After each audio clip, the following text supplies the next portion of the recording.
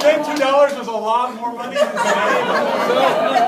So anyway, I always said, all right, Cliff, if I gotta go, we're gonna go bowling because I like the bowl. And if I didn't like the date, I could get lost in the bowling. She was free that day at Gamma House and accepted the date. I won the $2 that night. And she bowled 90, had never bowled before, and I think I bowled 2 games over 200 that day. I've never had a bowling ball in my hand. So. But I'm gonna switch now and go to a different story. When I was a freshman in high school, our homeroom teacher was the sophomore basket coach at Proviso. It's now Proviso East. Proviso, back when it was just Proviso, there were 4,000 students. And he talked me into being a manager on the team. Well, by the beginning of my sophomore year, the varsity coach had grabbed me to be the varsity manager. And I got all wrapped up in these state tournaments. So I sent off and got a directory, and did you know there were over 750 high schools competing in the state basketball tournament? And it was only one winner then. This was back in the 40s. And they played at the church last night. Some of them from Herrick had a high school. St. Paul and Highland had a high school. There were high schools all over. I would get all 750 of these teams, and I had a whole basketball game, and I would play them, and I would get a winner. And I'd play the whole state tournament. And of course, you know, you're pretty good when you're a freshman in high school. You can work that thing so Proviso could win every game. And we won my state tournament. Well, that was fun. So a little later, I did another one, and I won it again. Well, now my sophomore year, I decided to do another tournament. And I got Proviso into the championship, and I would hit that right hand. I had that perfect, and it wouldn't go in. I'd hit the left hand, and it would go in. And I actually lost that championship game. And I couldn't believe it, and I know also as you get older, you quit cheating too. But I gave it up then. That was enough. I got older, and I didn't play that. When I got in the Navy, we got over to Australia, and we were the first ships to go into Australia since World War II. This was during the Korean War at the end of it. And they were so good to us, the young ladies come aboard the ship, and they said, Dad and Mom said we could bring you home for supper, and they just treated us greatly. I met a young lady there, and I spent a week visiting with her, and then I left, and we were gone. We rode for about a month, and like a couple of idiots, we became engaged. And I was engaged to her for a year, didn't have any money, it wasn't going to work out, and we finally both decided to call it quits. Well, by this time, I'm about my senior year at the University of Illinois, and I sat and prayed to the Lord. And you know, my mother taught me to pray when I was 3 years old, and I've prayed every night since, all my life. I prayed in service. If I fell asleep when I was praying, I prayed the next morning. Mira and I pray together, and you think 50 years is easy? We got leap year next year, and one of us gets to pray an extra day, and we're still fighting over it. But anyway, when I was about 12, my dad and I were in a very serious automobile accident. He had his collarbone broken. I was thrown from the front seat into the back. They pulled me out. I was over to one long city block home. And you didn't have, you people would have had that message home to everybody by the time. I ran the whole block, ran into the house, and my mother says, I know you've been in an accident. Now, no one told her. She said, Grandpa told me, and he said, you're both okay.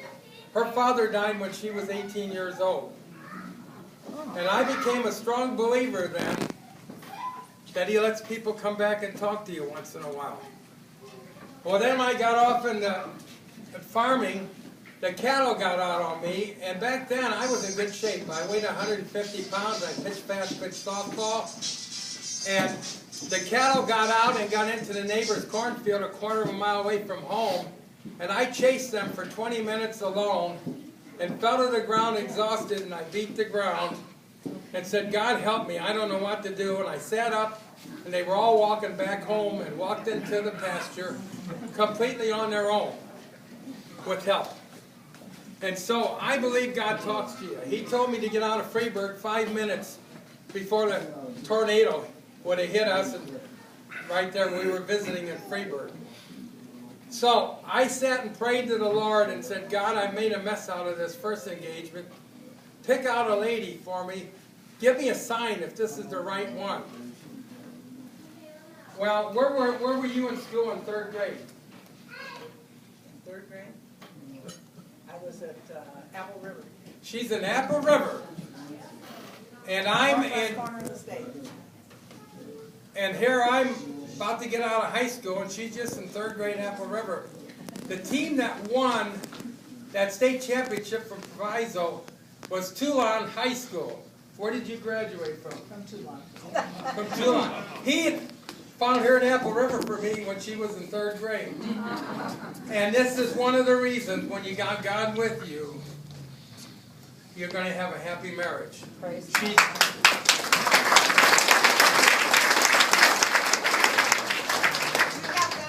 that Mike Prince Charming was going to stand 6'2" and have dark wavy hair. we did not see that much in each other in that first date. Hey, meet your grandson, by the way. She was knocking dishes over. I was fat and bald-headed already, and yet the Lord said, Toulon and I asked you for another date. And so that's the story there. And Muriel, one of the reasons they don't ask me to sing with the group is because I can't sing. But I have taken a song. I took the song Slowpoke because it fits her a little bit. Every time we get ready to go, I got to wait for her to go to the bathroom or something else. But I've reworded it, and I want to play it for her now. And I'm going to sing it off key. Go on over there, Mom. There's a deal about the bathroom. Being the oldest of 6, when we were going to go someplace, Dad said, go to the bathroom before you leave the dinner because we're not stopping for everything. Oh yeah, my parents always say that too.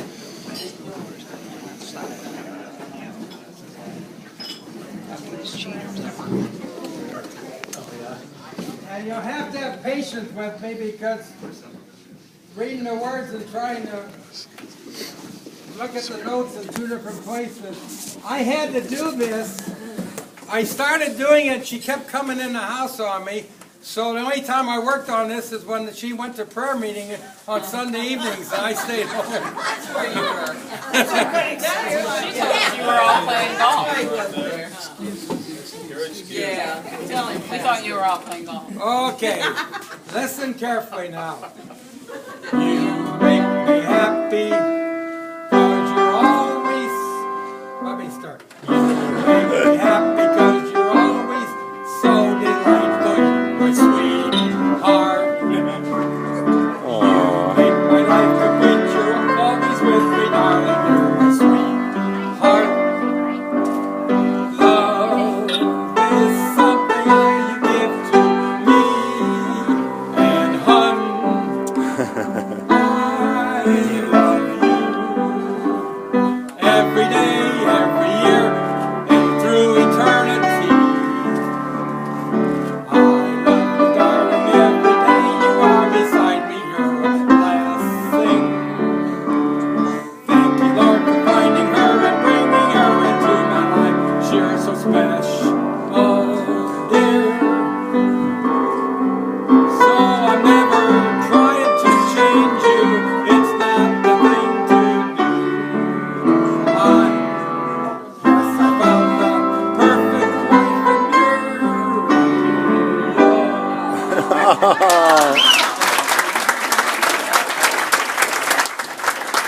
Get a room.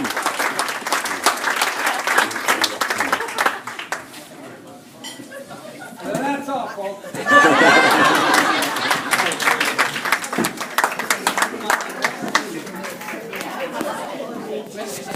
Practice